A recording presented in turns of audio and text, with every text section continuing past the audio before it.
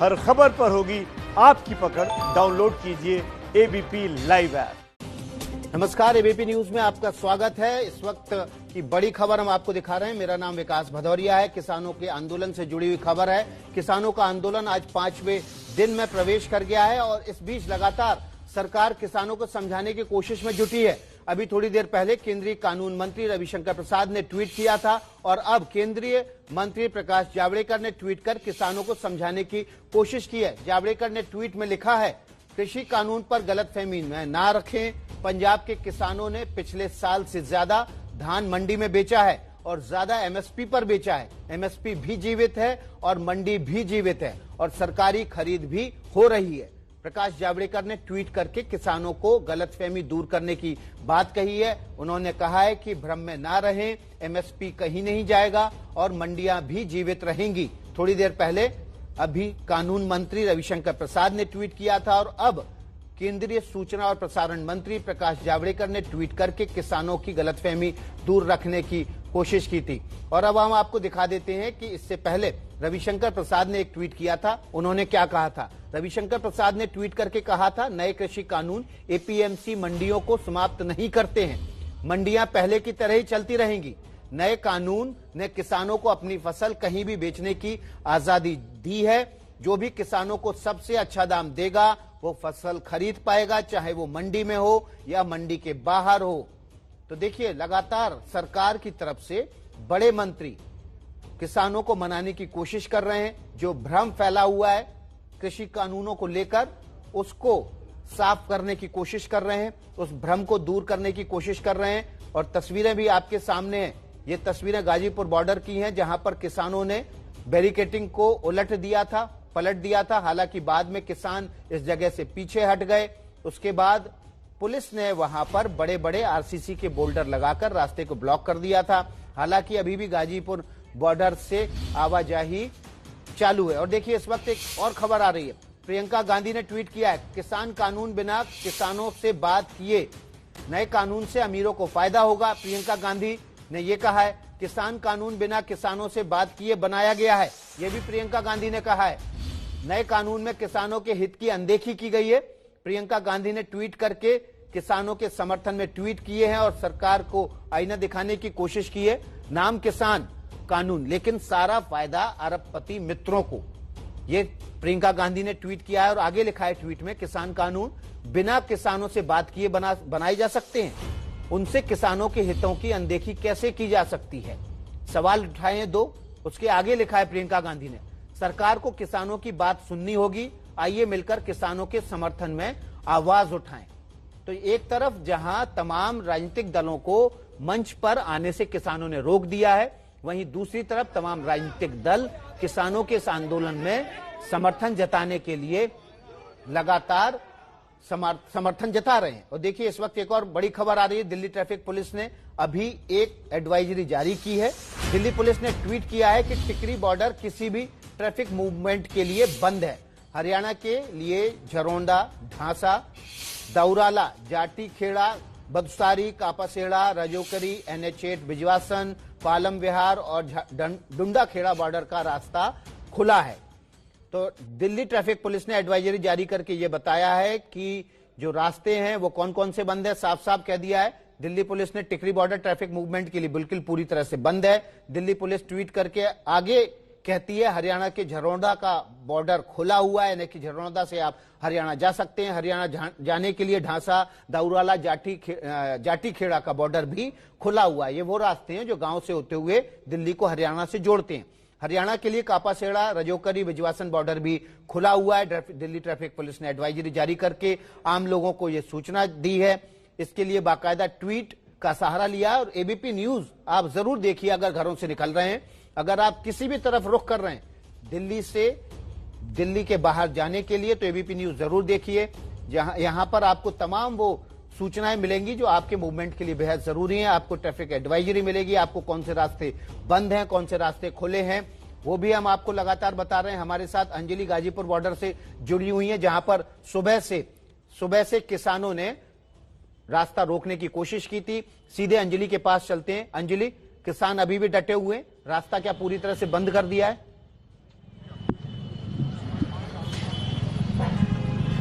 जी देखिए विकास जी, अभी किसान डटे तो हुए हैं लेकिन रास्ता वही बंद है जो सुबह बंद था। ये रास्ता है जिसपे आपको अभी दिख जाएगा, किसान इस तरफ है और दूसरी तरफ तमाम जो पुलिस के लोग हैं, सुरक्षा कर्मी हैं, वो खड़े हैं। 2 लेयर ऑफ बैरिकेडिंग है, उसके बाद पत्थर लगा दिए गए हैं, बड़े बड़े सीमेंट के ब्लॉक्स लगा दिए गए हैं और साथ ही साथ वाटर कैनन भी तैनात है। लेकिन फिलहाल किसान जो है वो शांतिपूर्वक ही यहाँ पर बैठे हुए हैं। और जहां तक बात करें वाहनों की आवाजाही की, तो ये जो हमारे बगल में जो आप फ्लाईओवर देख रहे हैं, यहाँ पर आप देखेंगे कि अभी वाहन जो है वो जाते हुए दिखाई दे रहे हैं। यहाँ पर मूवमेंट है, तो इस रास्ते को ब्लॉक नहीं किया गया। और ये तस्वीर भी आपको दिखाते हैं। देखिए ये वो अन्नदाता हैं जो अपने ही उगाए हुए अन्न को इस समय सड़क के किनारे बैठकर रोटी बना रहे हैं, उस अन्न का इस्तेमाल कर रहे हैं। और वाकई ये तस्वीर भी अलग है कि किस तरह से किसान जो सड़क पर आकर आने को मजबूर हुए हैं। सरकार लगातार कह रही है, प्रजापति जी हैं ये जो उत्तर प्रदेश से ही आते हैं, सरकार लगातार कह रही है प्रजापति जी की हम लोग आपके समर्थन में ये कानून है, मंडी खत्म नहीं हो रही, एमएसपी खत्म नहीं हो रहा। आप लोग क्या समझ नहीं पा रहे हैं या कोई इसमें? हम लोग सब समझ रहे हैं, ये सरकार हम लोग बर्बाद करने की सोच रही है। इसका असूल क्या होगी? खाद दवाइयाँ सब सस्ती महंगी होंगी, लेकिन हमारे जो उर्वरक शक्तियाँ हैं वो सब सस्ती हो रही हैं। जो हम पैदा कर रहे हैं वो सस्ता जा रहा है।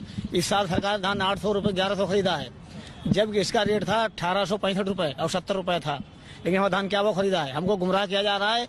अब ये सरकार अगर यही इसकी स्थिति रही तो रह नहीं पाएगी। अगले आने वाले समय में इसको कोई बचाने वाला नहीं है।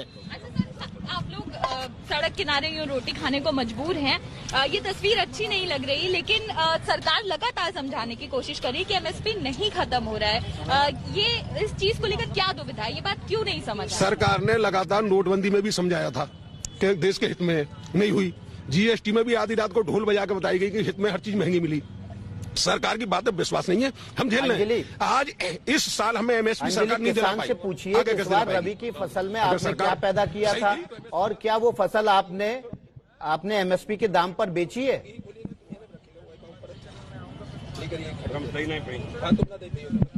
देखिए हमारे साथ हमारे स्टूडियो से एंकर जुड़े हुए हैं, वो आपसे विकास जी पूछना चाह रहे हैं कि इस बार रबी की फसल में आपने क्या पैदा किया था और क्या वो फसल एमएसपी पे बिकी है आप लोगों? इस बार हमने बाजरा पैदा किया था। बाजरा की एमएसपी है 1950, वो लगभग 1000 रुपये बिकी है। इस बार मक्का पैदा करी थी, मक्का की एमएसपी है 1900 रुपये, वो 800 रुपये से 1000 रुपये तक बिकी थी। धान की एमएसपी है 1868, वो 1100 रुपये से 1200-1300 रुपये तक बिका। किसी किसान को नहीं मिला, मात्र इनकी जो सरकारी खरीद है बिचौलियों को लाभ उठाया है। एक टोली तुलवाने के लिए क्या इन किसानों ने शिकायत की? सरकार कह रही है कि अगर एमएसपी से कम पर खरीद होती है तो एसडीएम को शिकायत कर सकते हैं, उनके ऊपर कार्रवाई की जाएगी जो एमएसपी से कम दाम पर फसल खरीदेंगे। सरकार का नियंत्रण था, एसडीएम चेक करते थे, मंडी के इंस्पेक्टर करते, मंडी सचिव। एक सवाल ये भी आप कह रहे हैं कि एमएसपी पे आपकी फसल नहीं बिकी, रबी की फसल आपकी नहीं बिकी, तो अब ये बताइए, सरकार कह रही है कि अगर एमएसपी पे नहीं बिके तो आप तुरंत आप जो एसडीएम है उनको शिकायत करें, जो अधिकारी हैं उनको शिकायत करें और कार्रवाई की जाएगी वो लोग जो एमएसपी पे फसल नहीं खरीद रहे। क्या ये शिकायत की गई? शिकायत हमने हर स्तर के अधिकारी से की। बहुत प्रयास करने के बाद अधिक से अधिक 10% किसानों का एमएसपी पे धान गया है। मक्का बाजरा की तो शिकायत करने पर आप ये तो मान रहे हैं कि जिन्होंने शिकायत की उनमें से कुछ लोगों को मदद मिली? इतना मजबूर कर दिए जाते हैं। एक जैसा हमें 10 कुंटल धान बेच रहे हैं तो 10 दिन हमारे खर्च हो जाते हैं वहाँ, यानी इतना मजबूर करते हैं कि आदमी डाल के चला जाए। तो ये जो शिकायत आप लोग करते हैं, ये जो शिकायत आप कह रहे हैं कि गई है एमएसपी पे ना बिकने की, तो ये लिखित शिकायत की या मौखिक जाकर आप लोगों ने की? मैं आपको बताऊंगा, रिटेन शिकायत नहीं। हम मक्का आप बने रहिए, हमने जानिए समझिए, हम आपके पास फिर से लौटेंगे और जानने की कोशिश करेंगे कि आखिर इनकी एमएसपी पर अगर फसल नहीं बिकी तो शिकायत करने पर क्या कार्रवाई हुई है। सीधे चलते हैं दिल्ली गुड़गांव बॉर्डर पर, जहां पर भारी सुरक्षा बल तैनात है। किसानों को रोकने के लिए बैरिकेड और रस्सियों की व्यवस्था की गई है। हालांकि इस बात का ध्यान रखा गया है कि गाड़ियों की आवाजाही ना रुके, कोई परेशानी ना हो। हमारी संवाददाता सुरभि काक ने एक रिपोर्ट भेजी, वो देखिए। किसानों के दिल्ली चलो आंदोलन का आज 5वां दिन है। कल कई किसान संगठनों ने ऐसा कहा कि दिल्ली के 5 एंट्री पॉइंट्स को सील कर दिया जाएगा, जिसके बाद दिल्ली के तमाम बॉर्डर्स पर सुरक्षा व्यवस्था कड़ी कर दी गई है। इस वक्त हम दिल्ली गुड़गांव बॉर्डर पर हैं और आप तस्वीरों में देख सकते हैं कि कैसे यहाँ पर सुरक्षा बल की तैनाती जो है उसे ज्यादा कर दिया गया है।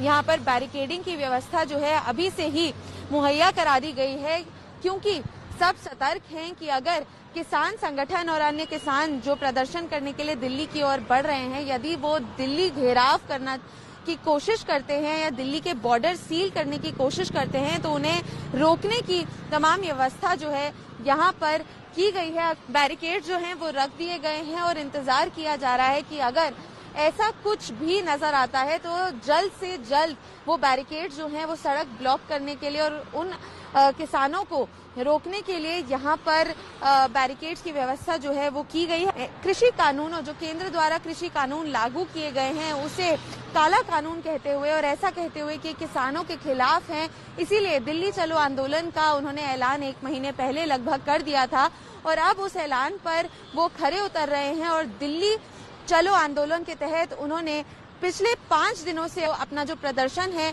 उसे दिल्ली में जमीनी स्तर पर उतार के रखा है और आने वाले दिनों में देखना यही रहेगा कि आखिरकार केंद्र के साथ बातचीत के बाद क्या ये आंदोलन रुकने का नाम लेता है या फिर जैसा कि किसान भाई बता रहे हैं या फिर ये आंदोलन महीनों तक चलता रहता है। कैमरा पर्सन वरुण के साथ सुरभि काक, केबीपी न्यूज, दिल्ली। तो गुड़गांव बॉर्डर से आपने सुरभि काक की रिपोर्ट देखी। अब सीधे चलते टिकरी बॉर्डर, जहां पर हमारे संवाददाता अंकित गुप्ता मौजूद हैं। अंकित, क्या किसान वहां पर पहुंच गए हैं? सुबह जब आपने तस्वीरें दिखाई थी तब तक किसानों का जमावड़ा नहीं हो पाया था। विकास, किसान यहीं पर मौजूद हैं, बस फर्क ये है कि ये जो पुलिस ने बैरिकेडिंग की हुई है, इससे जो है जहां पर हम लोगों को रोका गया है उसके ठीक पीछे वाले बैरिकेड तक किसान पहुंचे हुए हैं। तो किसानों का जो जत्था है वो यहां पर पहुंचा हुआ है। फिलहाल अरदास चल रहा है, सुन भी सकते हैं। पहले आपको सुनाने की कोशिश करता हूं कि क्या कुछ चल रहा है यहाँ पर।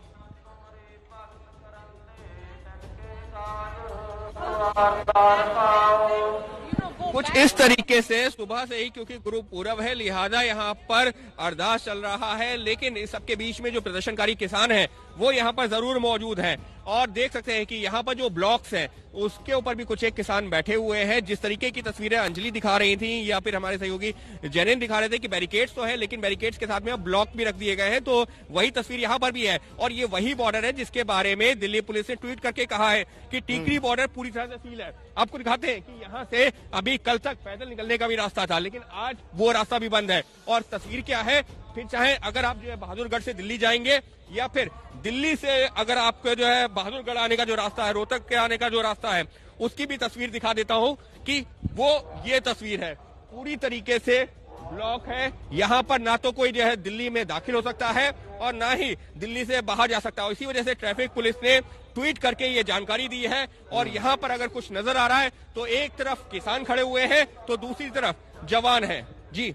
जी अंकित, तो कुल मिला के स्थिति जो है वो ऐसी है कि बॉर्डर तो सील हो गया है लेकिन स्थिति फिलहाल शांतिपूर्ण बनी हुई है। हम सीधे रुख करेंगे, हमारे संवाददाता सिंगू बॉर्डर से जैनेन्द्र कुमार हैं, जहां पर मुख्य धरना का कार्यक्रम चल रहा है, मुख्य प्रदर्शन का कार्यक्रम चल रहा है, किसान आंदोलन का मुख्य कार्यक्रम यहीं पर है। सीधे जैनेन्द्र का रुख करते हैं। जैनेन्द्र, आप सुबह से लगातार तस्वीरें दिखा रहे हैं, क्या अभी किसान नेताओं की कोई बैठक है? कल जो प्रस्ताव भेजा गया था उस पर क्या पुनर्विचार है? क्या बुराड़ी मैदान पर जाने की कोई योजना है? कोई बदलाव हुआ है?